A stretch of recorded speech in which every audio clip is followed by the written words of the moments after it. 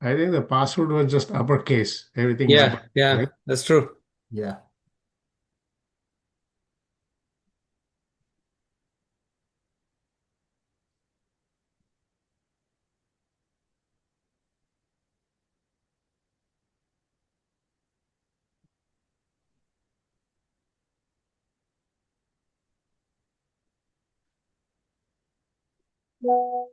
Yeah.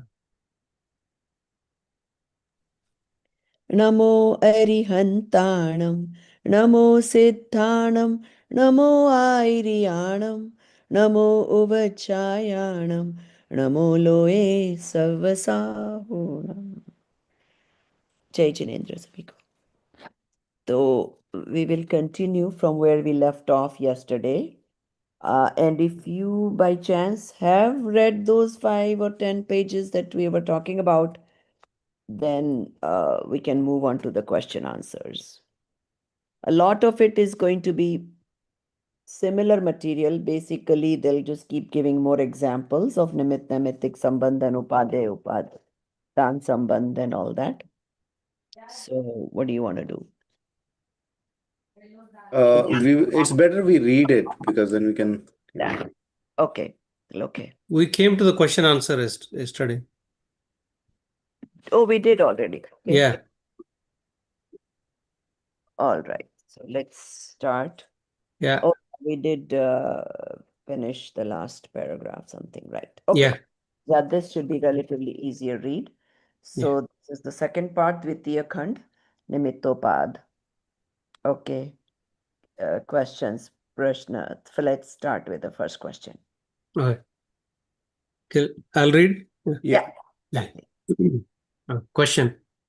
Just as until there is a son, it is not possible to call anyone a father. In the same way, until there is an effect, it is also not possible to call anything a cause. For without an effect, whose cause would it be? Without a son, whose father would he be? In such situation, the point to be considered is that the effect in the form of right belief arises only after the attainment of efficiency, Karanalabdhi, while the cause in the form of the attainment of the omniscience preaching occurs much earlier. At the very least, it occurs an antarmuhurta earlier. At the most, even a change of birth, change of body may intervene. For it also happens that the attainment of the preaching occurs in a previous birth, while right faith arises in a subsequent birth. Such right faith is called self-arising right faith, Nisargaja Samyak Darshan. In the aforesaid situation, the question is that if something is to be regarded as a cause only when the effect occurs, then how can the attainment of omniscience preaching or the teacher's preaching, Guru Upadesh, be called the instrumental cause of the effect in the form of right belief? Okay. Answer. So did everybody get the question? Yeah. So you suppose we are studying, right, Jinvani right now. Now everybody doesn't necessarily get Samyak Darshan in this life, but the conviction that you get through this study will stay with you. Your firm belief, right? That can become nimit in getting Samyak Darshan even in the next life. So the question is, so how can you say that what they studied, heard in previous life can be nimit in the work happening in the next life? Yeah. That's the question, okay? So. Yeah. Answer. Although it is true that without an effect, nothing can be called a cause, just as without a son, no one can be called as a father, nevertheless, the existence of the cause before the effect cannot be denied. For even prior to the birth of the son, the existence of the father was there, though it may not have been possible to call him a father. Preaching can be called an instrumental cause only when through that preaching someone attains right belief. For it can be called the cause only of that effect in the form of right belief. If no one has attained right belief, then whose cause could that preaching be called? When someone attains right belief, the attainment of preaching as an instrumental cause invariably occurs prior to it, not at the very moment.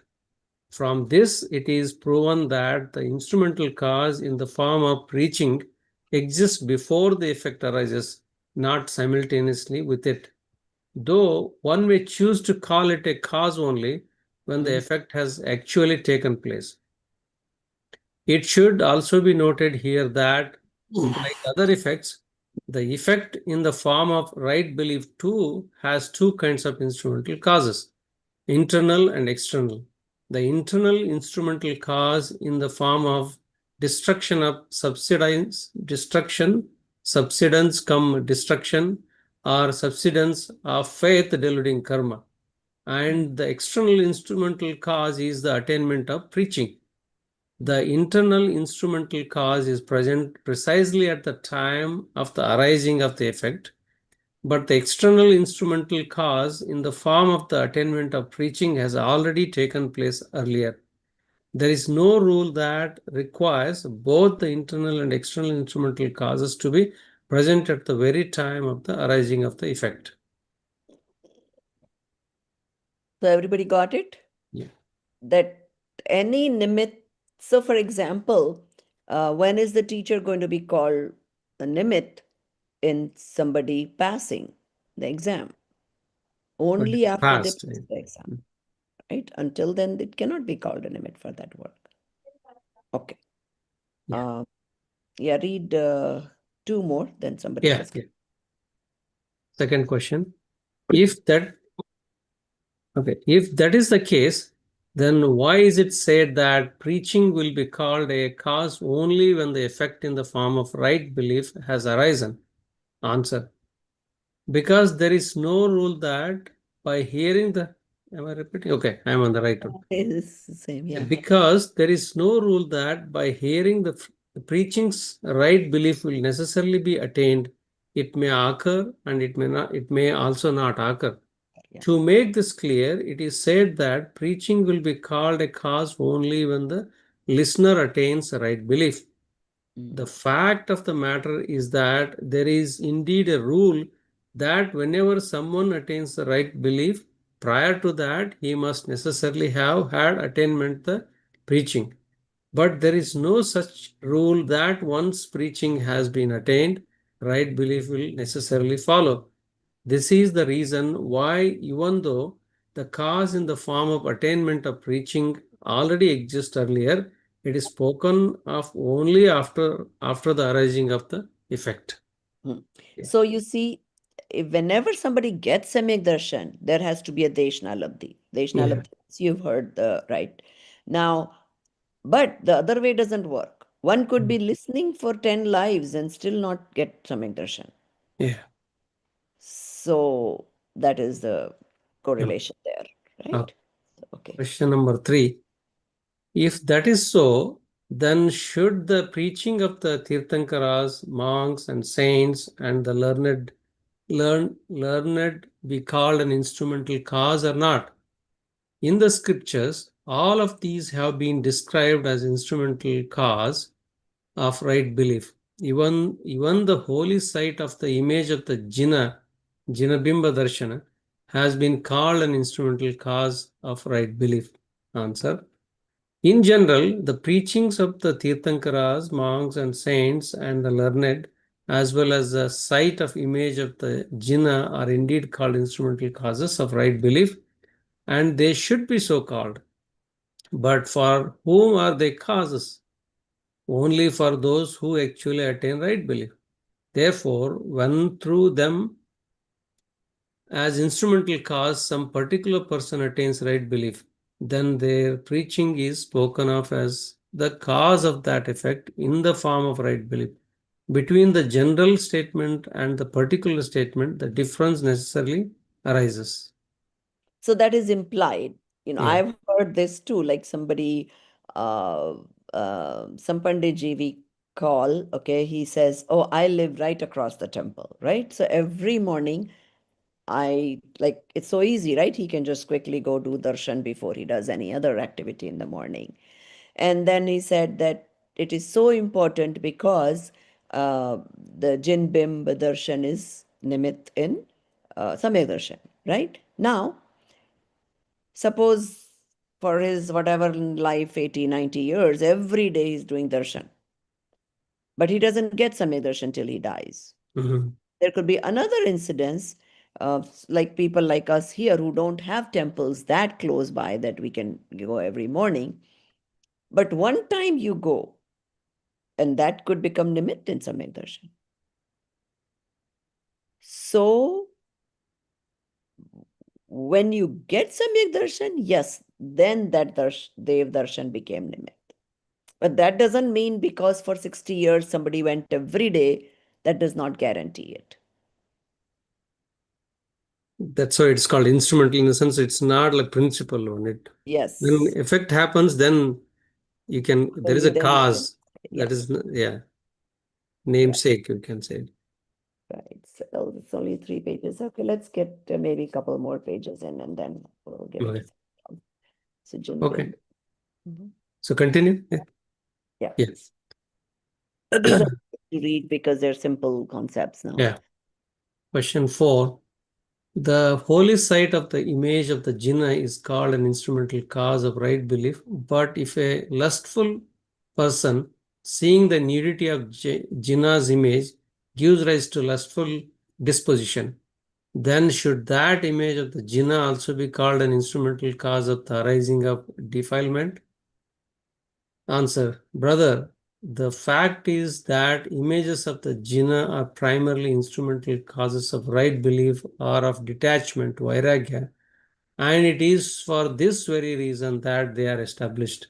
Nevertheless, if a lustful person, on seeing them, gives rise to a lustful disposition, then the analysis of instrumental and principal causes, Nimittopadan, mimamsha, it would indeed be called an external instrumental cause, but generally images of jinnah are spoken of only as instrumental causes of right belief, knowledge, conduct.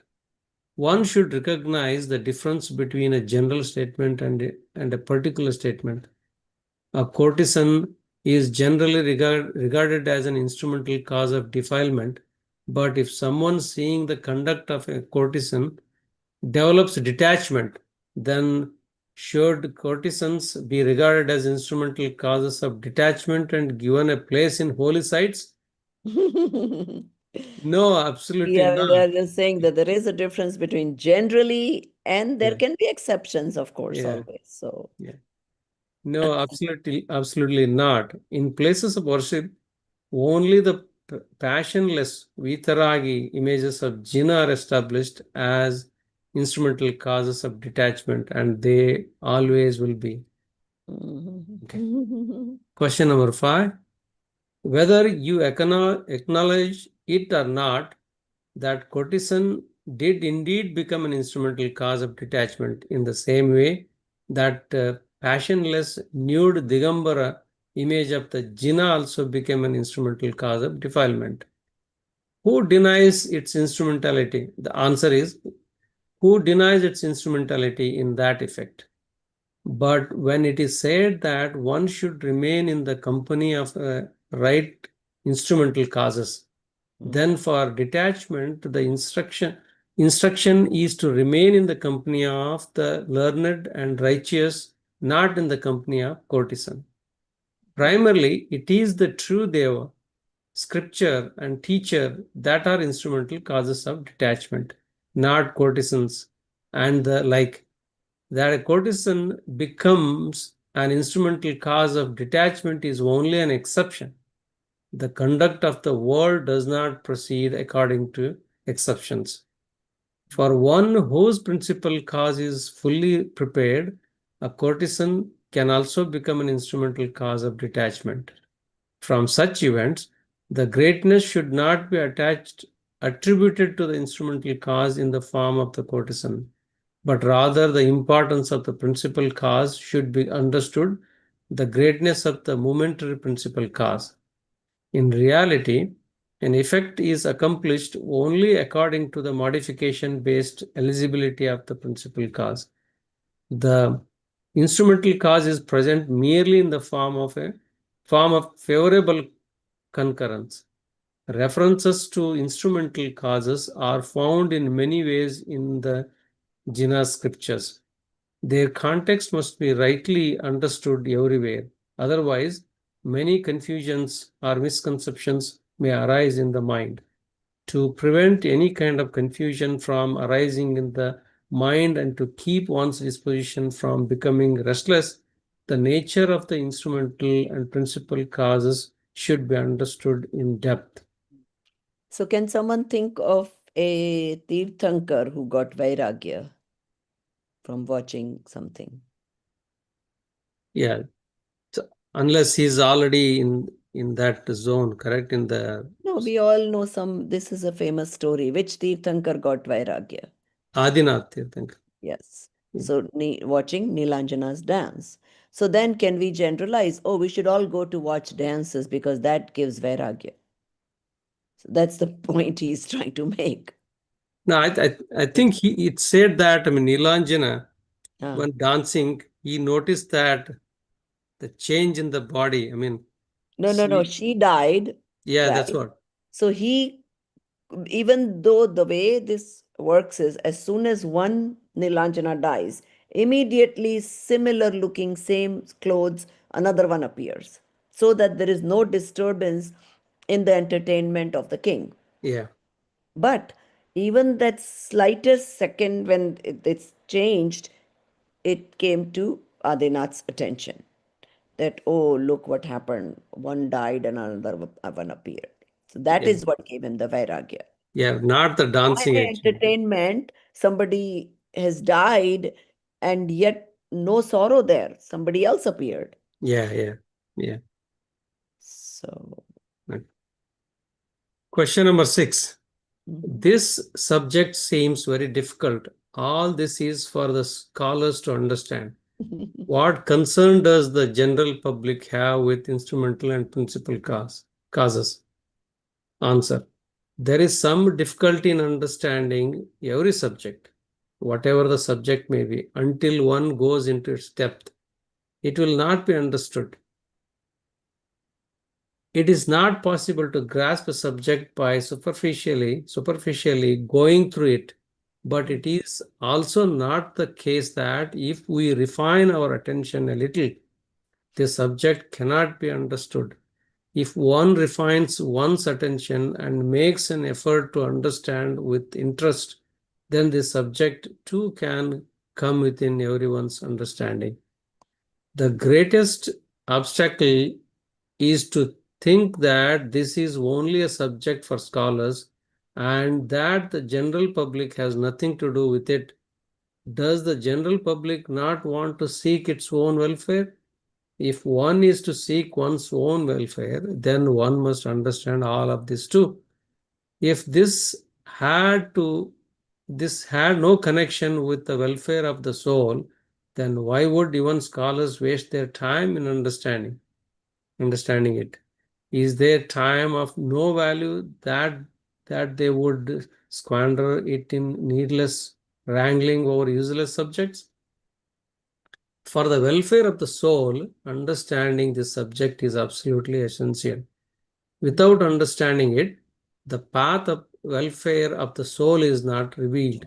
The Acharyas, who are a sea of compassion, have discussed this subject in the Jina scriptures, knowing it to be extremely useful on the path of liberation. Therefore, on seeing the little difficulty that may arise in the understanding it, one should not become fearful, should not abandon it out of fear, nor should one turn one's face away from it. Rather, recognizing this subject to be of utmost usefulness, one should put forth one's full strength, time, and attention in understanding it. Mm-hmm. Yeah. Question number 7. You yourself say that if one wants to achieve one's own welfare, then one should know the soul, recognize it, and become absorbed in it and revel in it.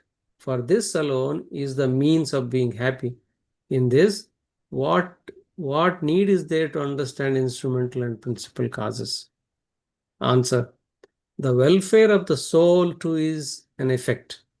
Knowing and recognizing oneself is also an effect. Becoming absorbed and revel in oneself is also an effect. And no effect is accomplished without causes. Instrumental and principal causes are types of causes.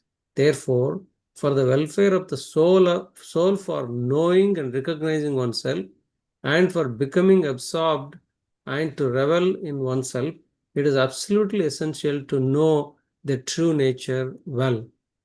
Because the true nature of instrumental and principal causes is not understood, even for performing the effect in the form of the welfare of the soul keeps looking outward, aspiring for the cooperation of other substances, without even turning to look within itself.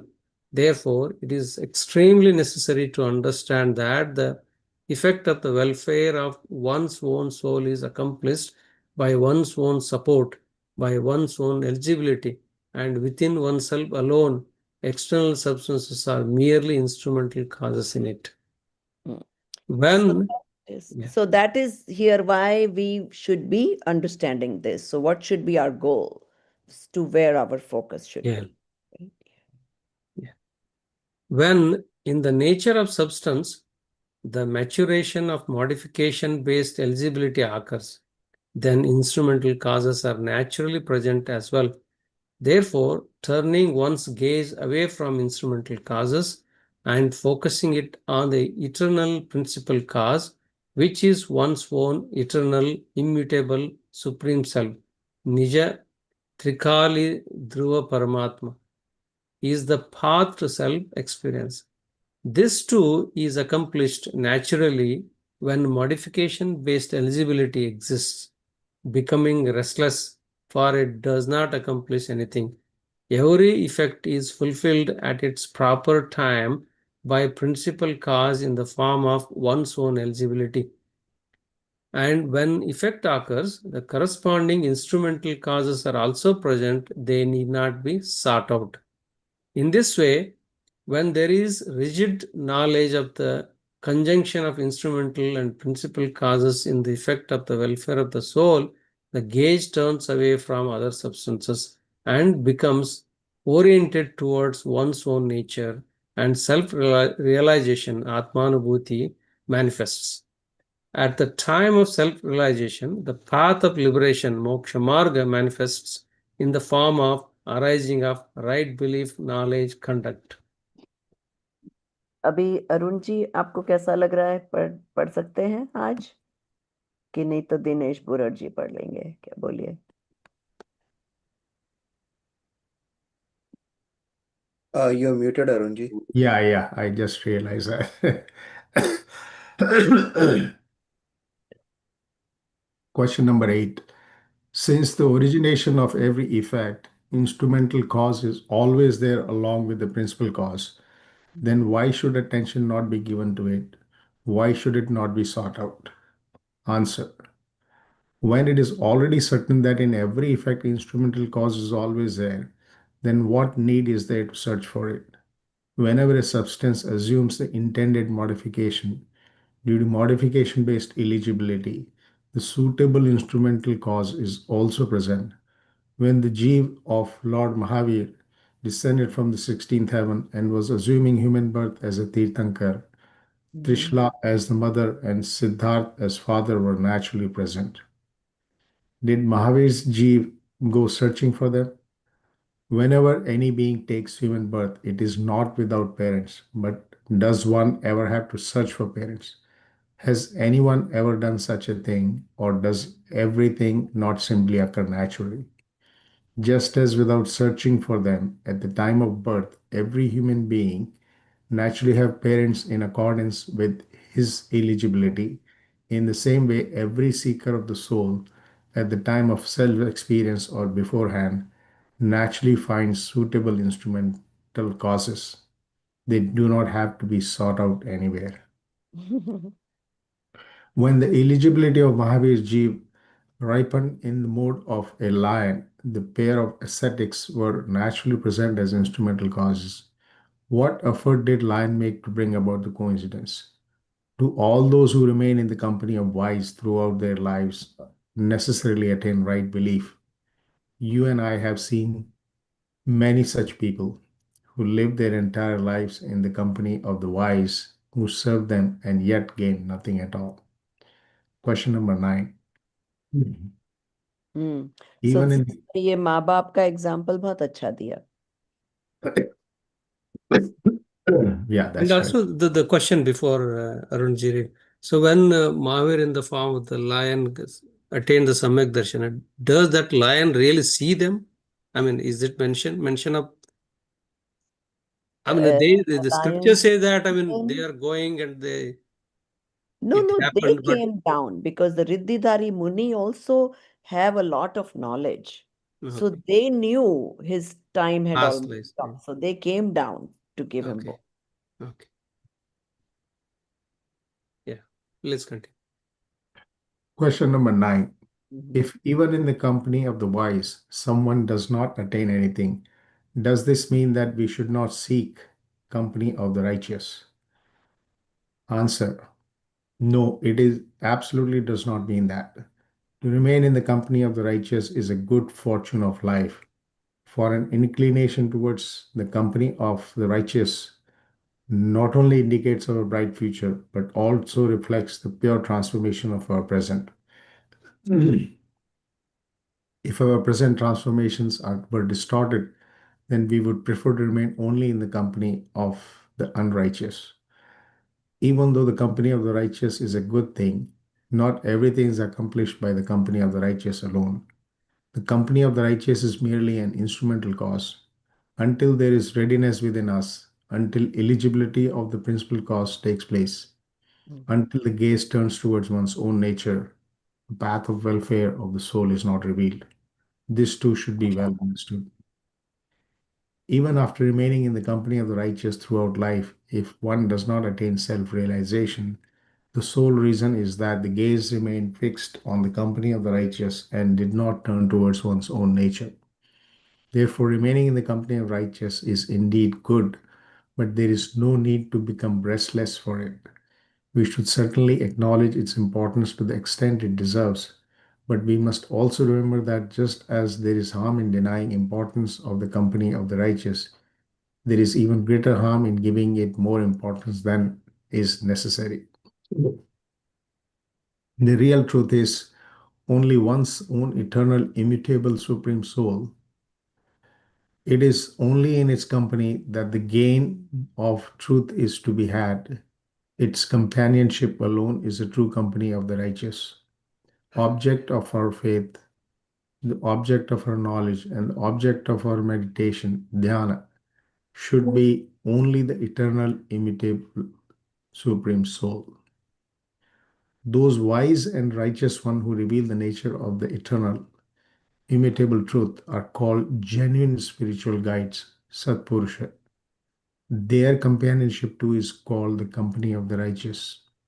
People who are entangled in the entanglement of merit and demerit, punya, pap, are neither true persons nor is their companionship the company of the righteous. In the ultimate sense, the true company of the righteous is nothing but knowledge, faith, and meditation of the eternal, immutable Supreme Soul. But in the common usage, the company of the righteous refers to companionship of those self realized persons who reveal the nature of the soul, who inspire self experience, and to listening from them about the nature of the eternal Supreme Soul. Mhm. Merely serving and attending to them, however, is not called the company of the righteous, even in common usage. Therefore, what we say is that to engage in conventional company of the righteous with the purpose of attaining the real company of the righteous is indeed good.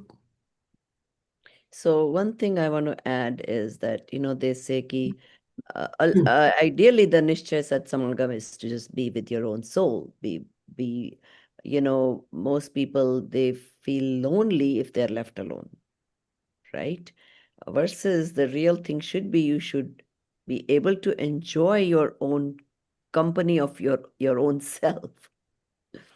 uh, because take time to ponder upon your own qualities and be able to like that. It's like, when do we not talk to a friend? When we are upset with them, right? We stop talking to somebody. So right now, technically, we are very krodhi with our own Atma because we don't spend any time with it. So spending time with your own self, with your own Atma, knowing it is important. It's probably not in that context, but it's funny when we came to Toronto, Arunji. I mean, we were coming back with our son and his girlfriend, now is a fiance. But anyway, so he was back, thinking or doing whatever. And she asked him, "Oh, what are you doing?" He says, "Enjoying my own company, what I did before I met you." He probably meant it in a different context. But I was thinking of this, that enjoying your own soul's company. So, All right. Question number 10. Are only those who reveal the nature of the eternal, immutable, supreme soul, virtuous people, sajjan, and genuine spiritual guides, and all the rest not virtuous people, not genuine spiritual guides? In the world, there are and have been thousands of great men who give teachings on compassion and charity, who inspire benevolence, and even those who dedicate their entire lives for the comfort and the welfare of the people. Are they not virtuous people? Are they not genuine spiritual guides? Answer: why not? They too are virtuous people, but they are all worldly virtuous people. However, here the discussion concerns the supramundane path. what word did they use for Lokotter? Supramundane path. Lokatra marg. Supramundane. Beyond mundane. Is that what Yeah. that word means? Lokottara marga. Yeah, Lokottara. it's I think it's I beyond don't know, is beyond. this a terminology people are used to? They'll have to look up dictionary to figure. They could I'm have sure they used must a have very researched it. simple, huh? They must have researched it, I'm sure. Yeah, yeah, of course. But just that I'm thinking we could just call it beyond. Well, that's fine. Basically, they're saying non-mundane path, right? Well, did they give the word lokotter in parentheses? Yeah. Yeah. Okay, fine. Then no, let it go. Otherwise, I would make them change it to non-mundane or beyond mundane or something like that, because this supramundane is like people would wonder what it is. Okay, that's fine. On the supramundane path, only those are called genuine spiritual guides who themselves walk the path of liberation and also show the path of liberation to the world, inspiring the world to walk on it. Practice and process of walking the path of liberation is an independent practice, an independent process. Hence, it is accomplished only by reliance on the principal cause, not by reliance on the instrumental cause. The great work of the welfare of the soul is accomplished only by reliance on the principal cause, by making that principal cause the object of meditation and the object of faith. The eternal principal cause is none other than each person's own eternal supreme soul. The modification of meditation that makes it the object of meditation, the modification of knowledge that makes it the object of knowledge, and the modification of faith that establishes oneness in it. All these are the momentary principal causes. Mhm. Therefore, only those knowledgeable persons who explain the nature of the self's supreme soul in the form of eternal principal cause are genuine spiritual guides. Their preaching become becomes an instrumental cause on the path of liberation, and for this reason, they too are called instrumental causes. But remember, only that preaching of theirs is the true instrumental cause, which is given to reveal the nature of the eternal, immutable Supreme Soul, to inspire self experience. And it is for this reason alone that they are accepted as instrumental on the path of liberation.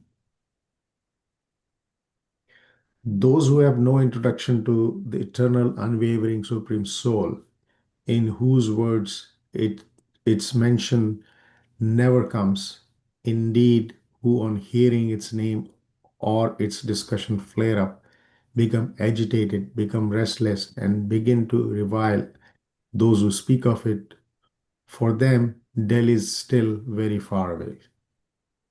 They themselves are unfamiliar with the highest reality. How can they be genuine spiritual guides of the path of liberation? Those who do not have the knowledge of the eternal truth are not genuine spiritual guides, nor is their companionship the company of the righteous. The seeker of liberation must indeed engage in the company of the righteous, but only after recognizing the true form of the company of the righteous and discerning the genuine spiritual guide should one dedicate oneself to them. Otherwise, the possibility of being misled is not small.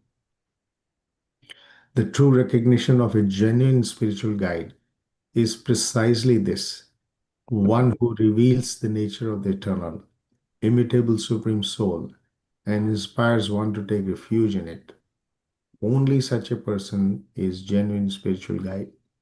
Those who entangle one in worldliness, who entrap one in worldly affairs, however virtuous they may be, are not genuine spiritual guides. This must be well understood.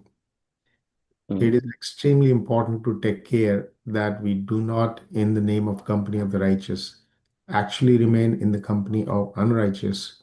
Otherwise, this extremely precious human life will pass away in vain, and the end of worldly existence will not come.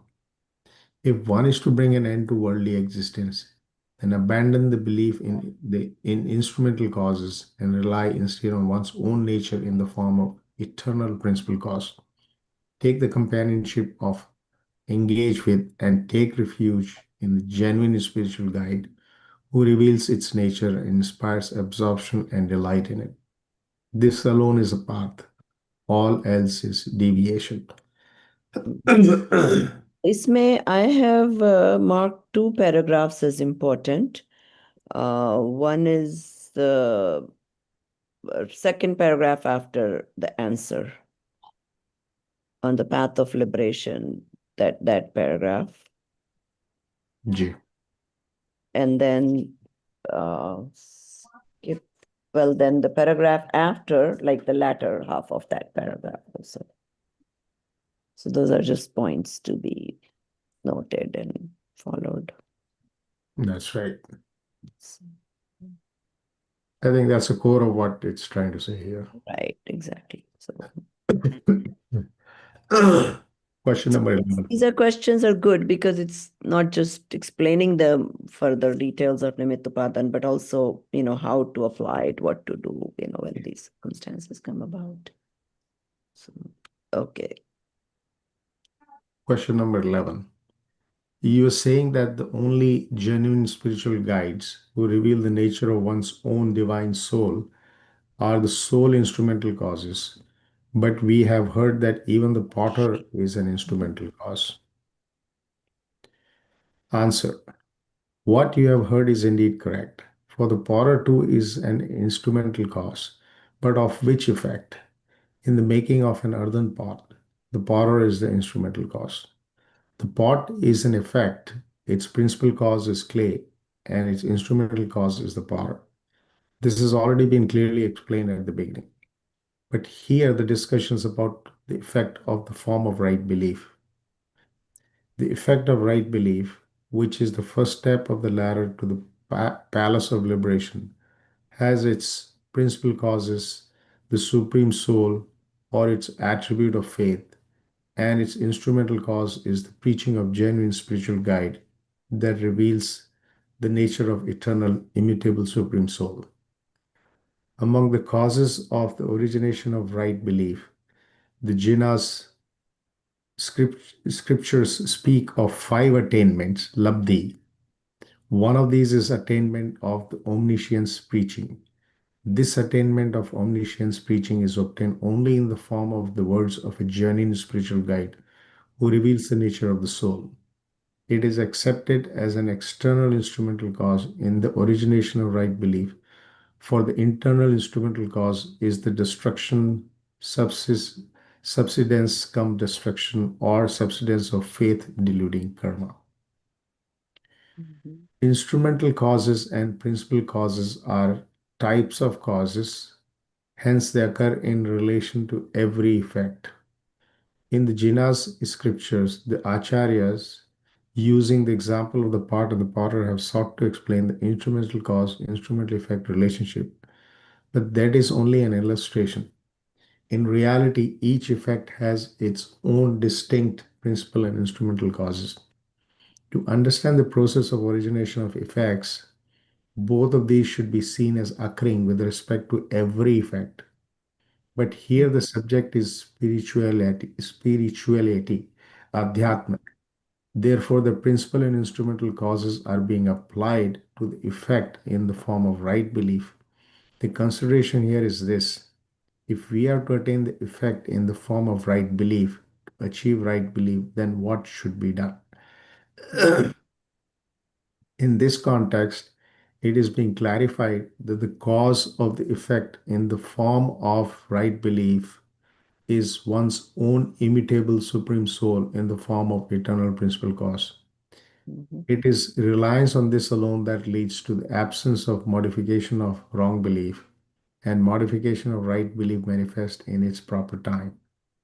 When the modification in the form of right belief manifests, then the absence of karma called delusion invariably occurs through destruction, subsidence come destruction, or subsidence. And Okay. prior to this, the soul that is to attain right belief certainly also receives the benefit of the preaching of a genuine spiritual guide that reveals the nature of the Supreme Soul. In this way, in the effect, in the form of right belief, the absence of rise of delusion karma is the internal instrumental cause, and the preaching of the genuine spiritual guide is the external instrumental So cause. there's a Bahiranga and Antaranga Nimitta also here in play. Okay. So now, Nidhi ji, are you able to read few pages? And then Dinesh Purachi can read. Question number 12. Mhm. Since prior to right belief, there is indeed the attainment of the omniscience preaching, and in that the instrumental cause is precisely the preaching of a genuine spiritual guide, then surely the genuine spiritual guide must be sought out, and the genuine spiritual guide must also be recognized. Why then do you say that a seeker of the soul should not be restless in the search for instrumental causes? Answer. Yes, recognition of the genuine spiritual guide must indeed be done. Without true recognition, the possibility of being deceived at every step always remains. For this very reason, faith in the true liberated beings, scripture, and teacher has been called right belief, because without recognizing the true liberated beings, scripture, and teacher, it is not possible to set foot on the right path. Seekers of the soul naturally engage in the search for knowledgeable, genuine spiritual guides. There is no denial of recognizing genuine spiritual guide, nor of seeking them. But there is indeed a denial of becoming restless in the search. Restlessness in any form is never regarded as right.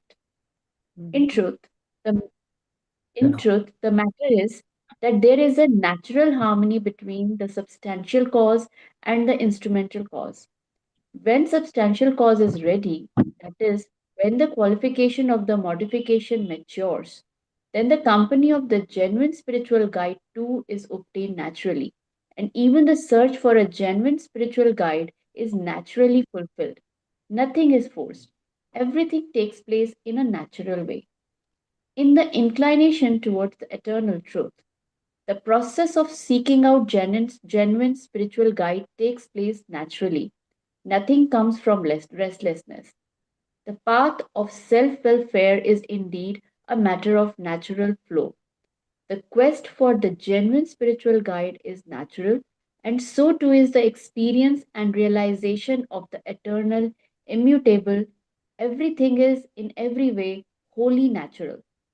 When the shore of the ocean of worldly existence draws near, the soul's natural inclination awakens effortlessly. This self inclination inspires effort towards seeking the eternal, immutable soul and the self realized, genuine spiritual guide. With the company of such a guide, the soul's inclination gains unprecedented strength. Turning away from outward directed study, reflection, and contemplation, it becomes self directed. The intensity of this inclination and the force of effort not only orient the vision towards one's true nature, but also directs the knowledge and meditation modes inward. This natural harmony of instrumental cause and principal cause tilts seamlessly from attainment of teaching towards the attainment of efficiency, preparing a powerful ground for attaining the modification of right belief. All of this unfolds naturally.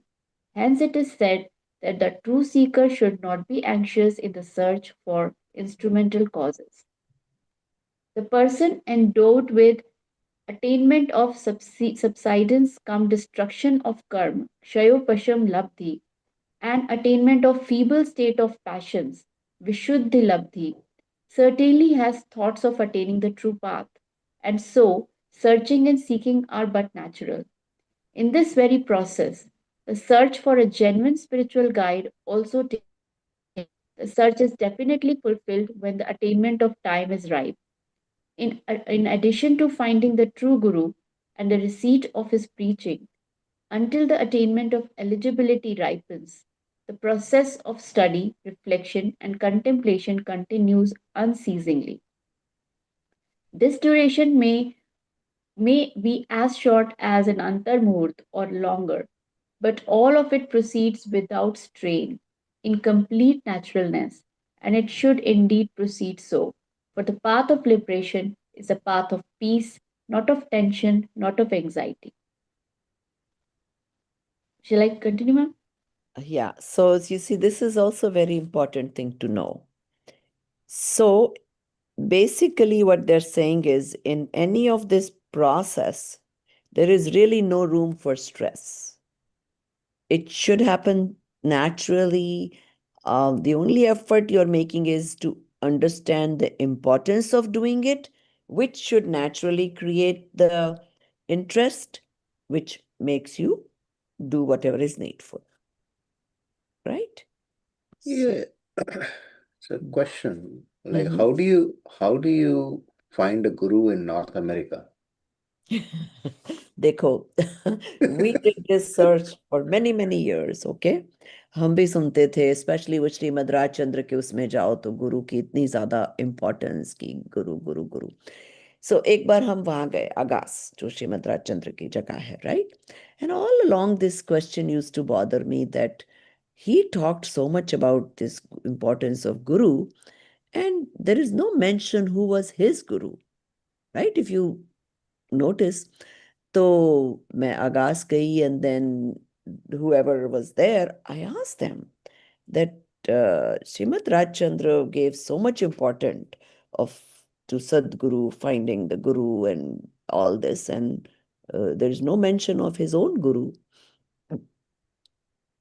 So the answer was that, well, even that was, I guess, a guesstimate, but the guess was that he considered Mahavir Swami as his guru.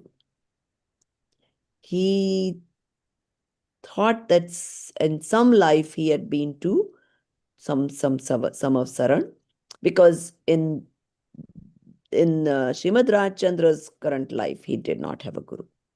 He was like a self-made, whatever, self-study, whatever you want to call it. So, Shastras can be our guru. Anybody we learn from can be our guru. Anybody who has been instrumental in developing our interest, showing us the path, can be guru. Now, I was always looking for, like, because we were raised in Sthanakvasi parampara, obviously you think कि भाई वो साधु होना चाहिए. And then I would think that sadhu to hona chahiye, but then sadhu is always not in one place. So even if somebody was your guru, you would barely spend any time with them, and then they would move on to the next place and the next place. And there's no way you can possibly be following them. And, in the towns like where my husband comes from, that was a good possibility because a lot of sadhus would do chaumasa there, right? So 4 months they will be there. In those 4 months, they would kind of get to know the people that came every day or their families and things like that. So there, maybe they knew the people enough that they could guide them, even get to know them, that where their interests are, and which direction their effort should be and things like that. But in today's time, you rarely have that opportunity to be with the sadhu long enough that they can guide you personally what your strengths are and which direction you should be going. So now you have to turn to friend, teacher, spouse, whatever it may be, right? And then, of course, scriptures are your best guide. So scriptures can be Thank you. considered a guru. And then the fact that we have developed the interest shows that in some past life we must have had a deep interest to be able to get the same Sanyog again. Yeah. So, yeah. Question number 13. When in the origination of an effect there is natural confluence of 5 concomitant factors, and likewise a natural confluence of instrumental cause and principal cause, then why is it said to abandon the belief in instrumental causes and take refuge in the eternal immutable self in the form of principal cause? Answer. The instrumental cause is this non-self. To keep one's belief it is to make one's belief dependent on others. Ma'am, I'll excuse myself for just one second, please. Sure, no problem. Yeah.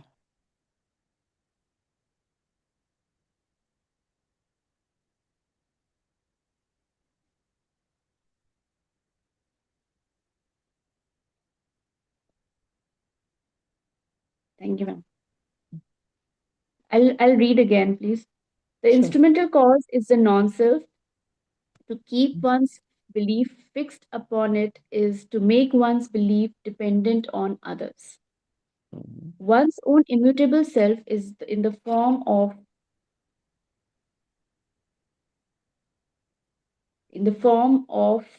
eternal principal cause is the self. To keep one's belief fixed upon it is to make one's belief independent. Dependence on the non self is sorrow, and independence is bliss. Therefore, one who seeks bliss, independence alone is desirable. In reality, when after the attainment of efficiency, right belief manifests, then the transformation of all qualities such as knowledge, faith, conviction, conduct, etc., turns towards the self. At that time, the eternal self soul alone becomes the object of knowledge, the object of faith, and the object of meditation. Just as in the time of realization, all qualities transform towards the self, in the same way, purity also manifests in the transformation of all qualities. For this reason, it is said, right belief is present in every aspect of the qualities. Sarva gunam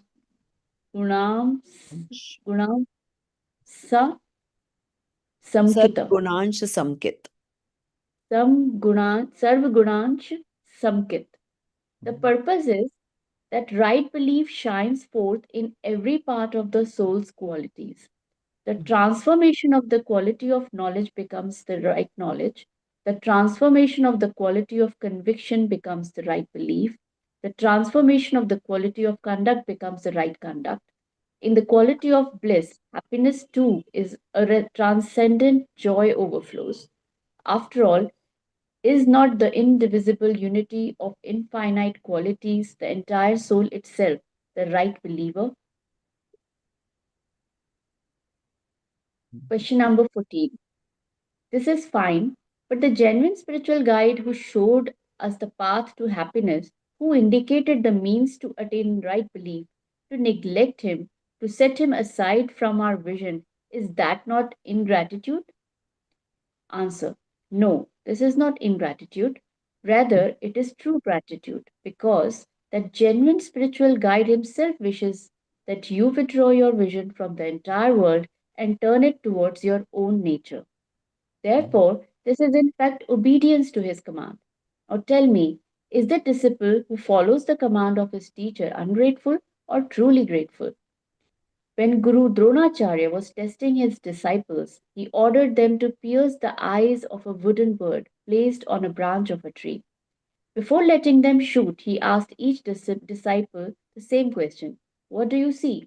That is, what is in your vision? Those who answered, we see everything: the tree, the branch, the bird, its eye, and you too. He declared them failed without even allowing them to release the arrow. But when Arjun replied, I see only the bird's eye, nothing else, Guru asked again, not even me? Yes, not even you, Arjun answered. Guruji immediately said, now release the arrow. The arrow was released and accurately struck its target.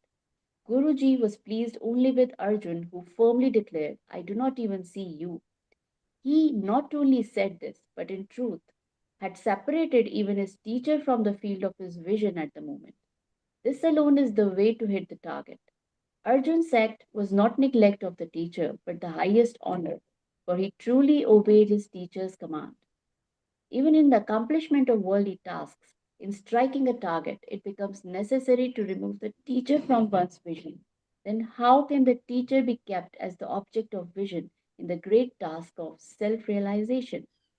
To walk on the path shown by the revered teacher and to attain the very goal for which he has given instruction. This is the true honor of the revered teacher. In it, there is not the slightest neglect of him. No teacher wishes that his disciple should endlessly gaze at him alone or remain absorbed only in singing his praises, while failing to be devoted to the worship of the self soul whose nature has been explained.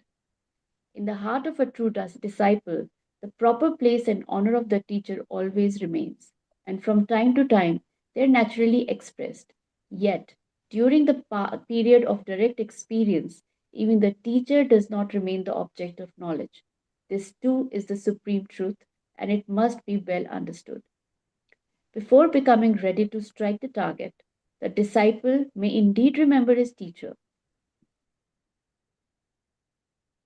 remember him then, but never at the very moment of striking. In the same way, before becoming ready for self experience and after self experience, when auspicious attention, Shubhopayog arises, remembrance of the teacher is possible. But during the very moment of self experience, never.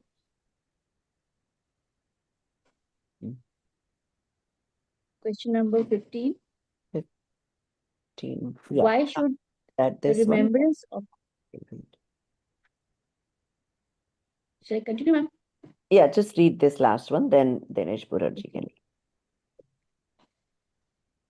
Question number 15. Why should the remembrance of the teacher be only before and after and not during the period of experience? Why this neglect of the instrumental cause? Answer. The attainment of right belief is to take place within oneself in the principal cause, not in the teacher, not in the instrumental cause. It must occur through one's own support, not through the support of the teacher. The teacher is but a guide, merely an instrumental cause. Nothing happens in him, nothing happens through him. Whatever is to happen happens within oneself, from oneself, through one's own support. What he had to tell, to explain, he has already told, already explained, and you've understood. Now you do your own work. Why do you want to keep the teacher with you? Why do you wish to hold him even in your active consciousness? If you consider it closely, those with knowledge arising from subsidence come destruction of karma have, at any one moment, only a single object in their active consciousness. The so long as teacher remains in active consciousness, the object of knowledge, eternal immutable self, will not become the object of knowledge.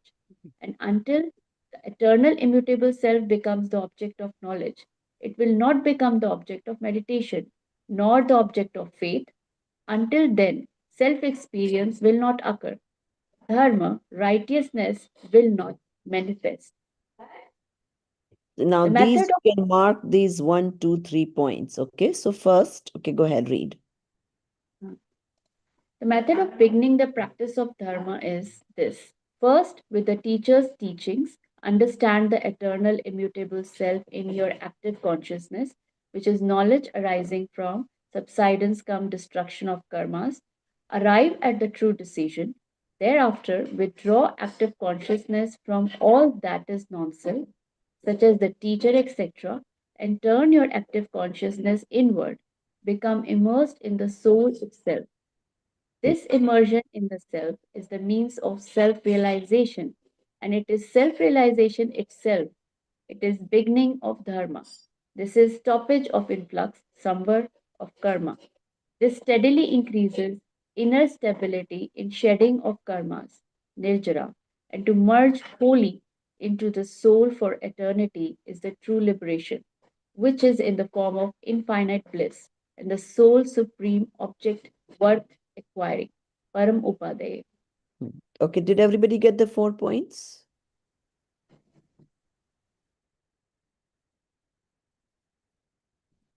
Were you all able to grasp those 4 points and mark them as such?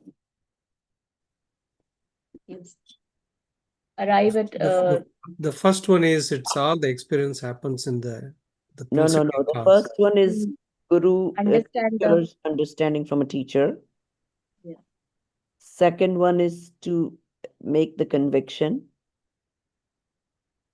Third one is to remove attention from everything else and turn it towards Atma. And then the fourth one is staying in the it's Atma Tanmayata. I'm reading in Hindi. Atma Anubhuti ka upay hai. Atma Anubhuti yahi dharma hai. And this is what is Samvaran, that sentence. Did you all get it? Yeah. Okay. All right. Dinesh Burarji, you can start from number 16 question.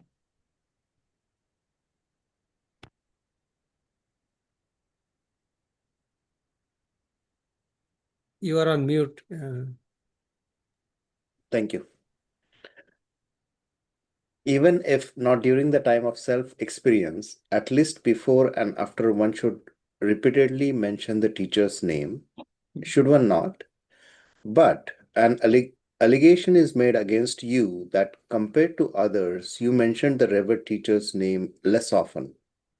What do you say to this? Less often? Yes, but do I not mention it at all? If it is not as if I never mention it. Oh, brother, what gain is there in such talk of attachment and aversion?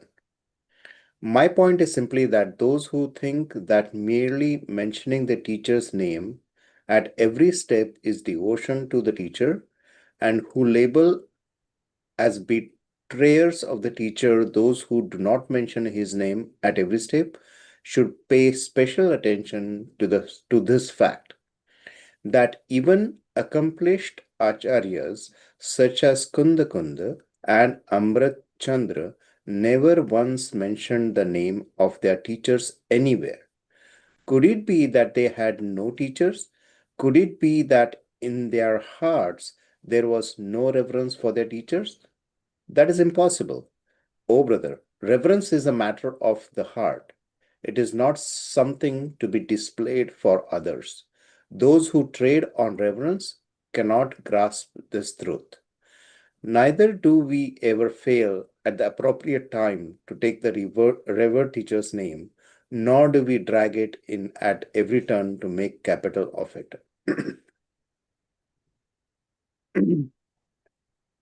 Actually, these looks like these are questions that Kumchan Baril must have faced in his lifetime, and that's why he's writing these answers to them.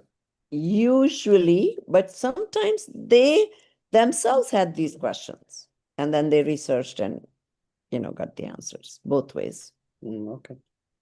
Right. 17, no question. For the attainment of liberation, the supreme object worth acquiring, the state of infinite bliss, what need is there to understand the nature of instrumental cause and principal cause? The point is, what is the real benefit of understanding the nature of instrumental cause and principal cause? For until the real benefit and usefulness of this is not understood, and it will not awaken, nor will the mind be enthusiastic. It is indeed perfectly true, that until the usefulness and benefit of a task are clearly seen, there cannot there can be no enthusiastic engagement in it. And without enthusiastic engagement, such in a task too cannot be achieved. Therefore, it is most essential to understand the usefulness and benefits that arise from knowing instrumental cause and principal cause. The greatest burden on every living being is the notion of doership. Possessed by the pride of being the doer, the being keeps on doing something or other, always wanting to keep doing thinking. If I stop doing all this, who knows what will happen? And if everything would fall into chaos. Chaos. Crushed under this burden of doership, every being is continuously restless and agitated.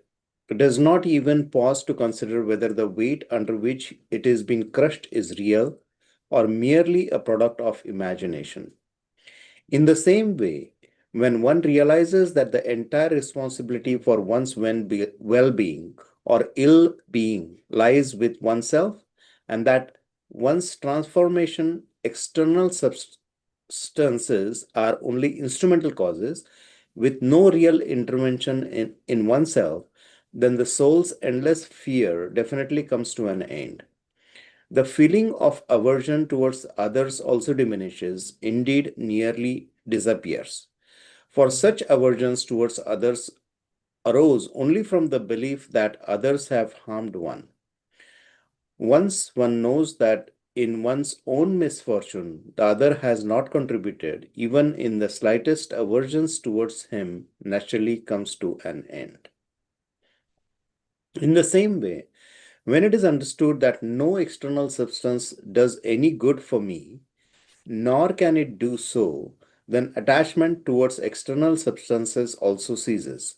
The root cause behind attachment and aversions towards external substance is the deluded state of wrong belief that I can do good or harm to others, or external substances can do good or harm to me. This deluded notion is very cause of endless restlessness. Once the true nature of instrumental cause and principal cause is understood, this delusion comes to an end, and with it, the restlessness born of that delusion also ceases. Number 18. It is said that the deluded state, that is wrong belief, does not end without self-experience. But here you are saying that merely by truly understanding instrumental cause and principal cause, the deluded state comes to an end. By understanding the nature of instrumental cause and principal cause, the belief depend on instrumental causes come to an end. The belief turns away from instrumental causes and inclines towards one's own nature, that is, of the form of the eternal principal cause, which is the divine soul. The belief that inclines towards the divine soul is itself the preceding process of self experience. When passing through this process, the modification of knowledge makes the eternal, immutable self directly the object of knowledge. Then self experience manifests, and at that very moment, the deluded state, the wrong belief, comes to an end. Therefore, it is not appropriate to say that, with a true understanding of instrumental cause, principal cause, the deluded state, wrong belief, comes to an end. Thus, the fundamental means of spiritual peace and happiness is precisely the true understanding of the relation between instrumental cause and principal cause. Hence, one should not be lazy in understanding them, nor dismiss them as difficult. Rather, with full effort, one should strive to understand them. Number 19. From understanding instrumental cause and principal cause, is it only spiritual peace and happiness that are attained? Or is there also some benefit from a worldly perspective? The point is that if only spiritual peace and happiness are gained, then let spiritual people alone engage with this. Why would ordinary people like us spend our energy on understanding it? Why should we waste our time? Answer, oh brother, besides spiritual peace and happiness, there is also much worldly benefit. Worldly peace too is attained. But before speaking of worldly benefits, I wish to say that spiritual peace and happiness alone are the true peace and happiness. Worldly peace and happiness are like shifting a load from a head onto the shoulder. That is not true peace at all. Let only spiritual people involve themselves in this. Why should ordinary people like us spend our energy on understanding it? Why should we waste our time? Oh, brother, why do you say such things? Spiritual people are not some separate class, nor do they live in separate villages. Those who truly desire happiness, who long for peace, who wish to know and recognize their own soul, who strive and act in this direction, who are virtuous, all of them are indeed spiritual. Mhm. Neither you nor I are ordinary. All are seekers of the self. All are themselves Bhagwan. By nature, everyone is already Bhagwan. Even in their modifications, within a short span, merely 2 or 4 births, they are to become Bhagwan. Why do you not think in this way? By holding on to an inferiority complex, saying, we are ordinary people, we are worldly people, why do you insult your own divine soul? Why do you consider this great divine sentience of the 3 words to be weak and insignificant?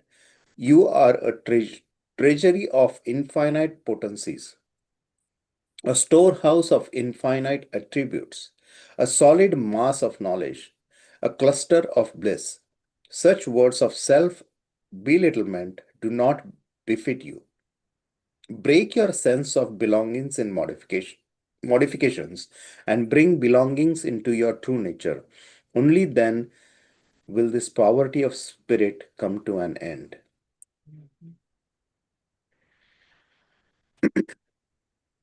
The astonishing thing is that you consider the time and energy spent in understanding the nature of instrumental cause and principal cause to be a waste. I wish to ask you, by saving that time and energy, where do you intend to invest it? And what place is there by spending your time and energy you could make it truly meaningful? The psychic thought activity, Upayog, applied in truly understanding instrumental cause and principal cause is, in other form, applied to knowledge of passionless reality, Vitragi Tattva Gyan. There can be no better use of one's psychic thoughts activity than this. Yes, psychic thought activity directed towards self experiences is even greater, but all this too is for that very purpose.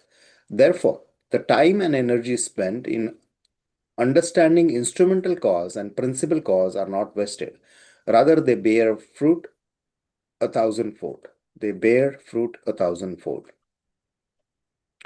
To direct one's psychic thought activity towards the discussion of instrumental cause and principal cause is not to entangle the psychic thought activity, but to untangle it. It is not the path of confusion, but of clarity. Even from the perspective that favorable circumstances themselves are worldly benefits, one thing becomes very clear. Every being receives favorable circumstances only through the eligibility within its own principal cause and through the instrumental cause of its auspicious karmas coming into fruition. If this truth is well understood, then we will not extend our hands before others for favorable circumstances or worldly pleasures, nor will we accept certitude thinking ourselves weak. Instead, we will be inspired towards goodwill and virtuous conduct. In the context, the following verses from Samaysar, from the section of bondage, are worth contemplating. Mhm. मैं सुखी मैं सुख करता मैं सुखी करता दुखी करता हूँ जगत में अन्य को. Okay. Is this in the Hindi book as well? Did they put the English translation of this? They should have. I think at the end of it. Yeah. No, it's not there, I think. Oh, I can no. read it from the Hindi book if you want. It's Yeah, I was trying to see in the Hindi book, but in the PDF that I have, it is not opening up. It's not able to preview basically. Yeah, okay. I'll read it in Hindi, but and sure. if it's not Yeah. there, request the team to do this. मैं सुखी करता दुखी करता हूँ जगत में अन्य को, यह मान्यता अज्ञान है क्यों ज्ञानियों को मान्य हो. मतलब this belief itself is wrong knowledge, so why should the knowledgeable believe that? है सुखी होते दुखी होते कर्म से सब जीव जब, तू कर्म दे सकता न जब सुख दुख दे किस भांति तब. So you cannot give pleasure or pain to somebody because you cannot give anybody karmas. तू है सुखी होते दुखी होते कर्म से सब जीव जब, दुष्कर्म दे सकते न जब दुख दर्द दे किस भांति तब. If you cannot give other people bad karmas, how can you give them dukh, you know? है सुखी होते दुखी होते कर्म से सब जीव जब, सत्कर्म दे सकते न जब सुख शांति दे किस भांति. It's the same thing. If you cannot give anybody good karmas, how can you give them peace and happiness? जो मेरे या जो दुखी हो, जो मरे या जो दुखी हो, वे सब कर्म के उदय से, मैं दुखी करता मारता यह बात क्यों मिथ्या न हो.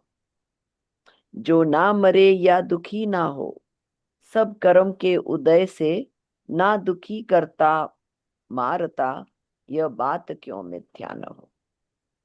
मैं सुखी करता दुखी करता हूं जगत में अन्य को, यह मान्यता ही मूढ़मति शुभ अशुभ का बंधन करे. So when you think that you're doing something for somebody else, it's going to give you the karmas. मैं सुखी करता दुखी करता बांधता या छोड़ता, यह मान्यता है मूढ़मति मिथ्या निरर्थक जानना. जिय बंधे अध्यवसान से शिव पथ गमन से छूटते, गहराई से सोचो जरा पर मैं तुम्हारा क्या चले. So you are going to get the moksha marg only because of your own understanding, parinam, which is your reaction even to your uday of your karma. And that is what is going to decide what kind of karmas you are going to bind. And that is what is eventually will result into the path to moksha. Okay. What has been stated in these verses makes it absolutely clear that you have no control whatsoever over external substances, and that the belief that you can make others happy or miserable bind or release them, or that others can make you happy or miserable, bind or release you, is utterly false and meaningless. For the life and death and happiness and suffering of every being arise solely according to their modification based eligibility and the fruition of their karma. Are you reading from the book or you're making it up? No, No, no, no, no, no, no, no. It's at the end of it, it's given. Like at the end of the Doha, the it's summary they gave. the Yeah. summary. Okay, Yeah, good, that's a nice summary actually. good, good. Okay. Once this becomes firmly established, the ego of believing in doership of others and fear arising from others. Oh, I'm not that intelligent. I cannot make it up so good.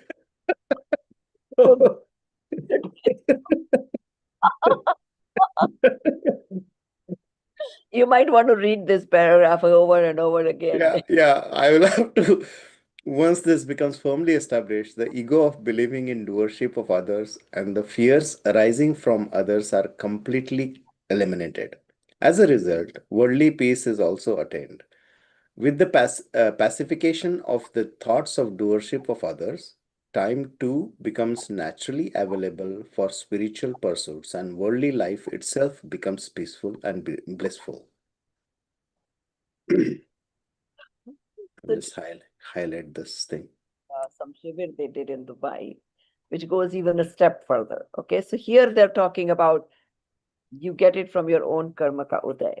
Now there's another step. Karma ka uday will give you circumstances, like you got these circumstances of the friend not paying back. Now, how you react to it, what happens to your pariyay, your parinaman, is going to decide your future. What kind of karmas you're going to get bondage with will depend on what your parinam is happening now with that circumstances. That circumstance, of course, came to you because of some previous labhantraya karma. Now, what you do with this circumstance is going to decide your future path. Yeah, I always think within myself, how can I forgive him? But probably I think if it was my Labhantarai karma, I should just focus on that, and how another Labhantarai karma doesn't arise in me, it should be my focus, I guess. If you keep on doing vilap, we call it, right? You're like, it happens. I mean, that's natural with the mohi jeev. That day and night, that thought keeps coming. Why did he do? I mean, I don't know exact details, but he could be lying. He actually had the money and still didn't give. Whatever, whatever. You're constantly, your mind is contemplating all that. Yeah, yeah. So the more you do that, the more karmas you are binding of that sort, which again result in more labhantra. Yeah. It's better to stop it right there, let it pass. Who knows, someday in the future his mind might change. Yeah. Question number 20. At the same time, Jainism does not tell you to be lazy. I mean, yes, if there is an action you need to take, it doesn't stop you from doing that, whether it is explaining to him, whether it is taking any legal action, whatever the case may be. But you can do all that with still being in peace with yourself. Thank you.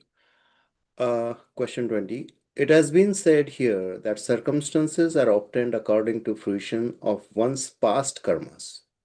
The point to be considered here is that karma too is an instrumental cause. Therefore, where does the statement remain that nothing happens by instrumental causes? Answer, oh brother, circumstances are accordingly to their own ability. Karma is merely an instrumental cause among them. What is being said here is that in every being's associations and disassociations in happiness or sorrow, the principal cause is the being itself and the instrumental cause is the karmic fruition. You are nothing to do in it.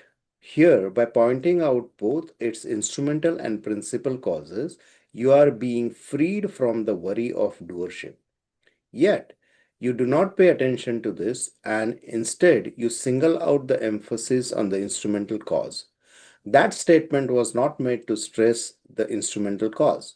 Rather, it was intended to lighten the burden of doership pressing down upon this being. In the origination of any activity, the place, nature, and the measure of instrumental and principal causes have already been made very clear earlier. Here too, you should understand it in the same way. What is being said here is remain carefree. You have nothing to do with others. Their instrumental and principal causes are separate from you, and they are fulfilling their respective roles perfectly well. You need not get entangled here. Oh, brother, in truly understanding the real nature of instrumental and principal causes, there are only benefits, both worldly and transcendental. Therefore, apply your active consciousness to understanding their nature. You will surely attain worldly and transcendental peace and happiness. There is no gain in entangling yourself in excessive thought and deliberations. An earnest attempt have been made to clarify the nature of instrumental and principal cause and to resolve the doubts and uncertainties that arise in relation to them as far as was possible. There is no further purpose in extending the discussion anymore. Therefore, I conclude with this sacred sentiment. May all seekers of the soul, by understanding the true nature of instrumental and principal causes, attain peace and happiness both in the world and beyond. Very good. So, good. We're done with the syllabus. So now we should, I have, by the way, posted Gandhar. We did this morning, 4 people in my morning class, and I think they did a good job. So if you guys care to, you can listen in to that 1 hour session. And we need to plan, hopefully next Wednesday. Uh, I think Dinesh and Dipali said they will have to do it on 30th.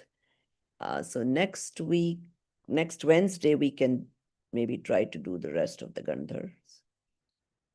And then Christmas week, that way, in case you guys want it off the Christmas week, we'll be able to do that. I will definitely need the Christmas week off. Yeah. So will you all be ready next Wednesday? First, did everybody post their topics? Can't remember. I think 3 of us posted. I think rest have to be posted. Right. So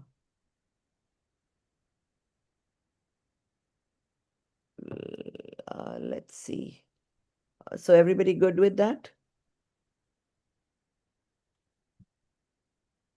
Next week is good for everybody? Yes, I'm good. It's good for me. How about you, Nidhi, Arunji, Dinesh? All can manage? We have to pick up one topic and speak on it like the last time we did, right? Yes. And is the next week the only week available then for all of us? Thanks, right? Next, let me see the calendar. What does it say? So in the Gandhar summary, what is the like where do we refer to this? Okay, so basically you are going to be reading okay, that's why I put these as samples, even though they're Hindi, but at least they'll give you some idea. So Gandhar topics can be as large as this one guy did it on the whole Dharm ke Das Lakshan book. Another person did it on the whole Ahimsa book.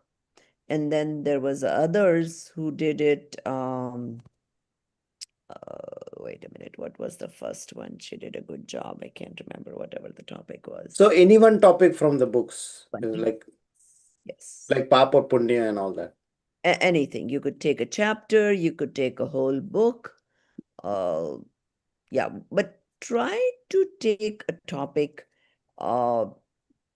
preferably that you want to understand even better, and something you feel is valuable to you that you can talk about to others to get the most value out of it. Okay, so next Wednesday is the 17th. and the Wednesday after is the 24th, which is the Christmas week. And the Wednesday after is the 31st, the New Year's Eve. So I think Dinesh requested if we could make it on 30th, the Tuesday prior. So we'll have the class on 17th, and then if you want to skip the Christmas week, the next class after will be 30th. Okay. Hopefully by then they will have your exam dates. I'm not sure what it's going to be. So normally my pattern has been we don't take those whole 3 weeks off. We usually try to in between start the next session. And as the semesters advance, there will be more pages to read. So it's better if we don't skip much classes.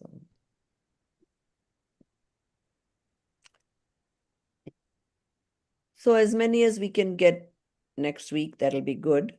Yeah. If it just anybody has a really pressing need, then they could go on 30th with. Yeah, Bahubali is going to prepare for 1 hour, and the rest two are going to prepare for half and half. So I will do the 30th. Oh, you don't? No. The Gandhars are only 10 minutes, right? 5 to 10 minutes. Yeah, 15. Our lecture. No, but last time, I mean, others were kind of went on reading the book. I mean, so. Yeah, so this time, well, I understand last time was your first, so it's okay. And that's why I put the samples of some of these Yeah, people yeah, this morning, so you can see how somebody covered the whole Dharma ke 10 lakshan in 10 minutes. yeah, Oh, wow. yeah. Right?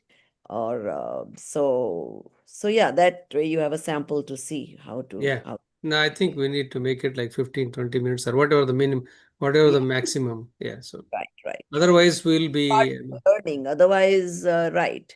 So basically, this forces you to take a topic, understand it thoroughly, and be Yeah. able to speak about it from your own. yeah.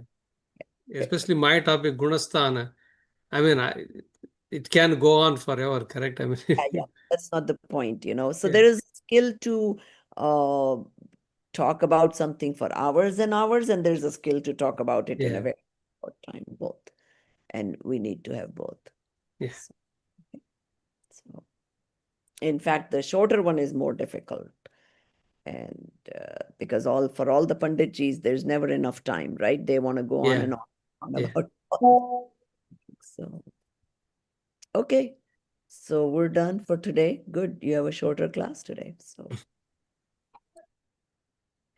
सहजानंदी शुद्ध स्वरूपी अविनाशी हूँ आत्म स्वरूप सहजानंदी शुद्ध स्वरूपी अविनाशी हूँ आत्म स्वरूप सहजानंदी शुद्ध स्वरूपी अविनाशी हूँ आत्म स्वरूप निज निधि निज में बताई यह अनंत उपकार है इसके लिए जिन वाणी माँ को वंदना शत बार है वंदना शत बार है जय जिनेन्द्र सभी को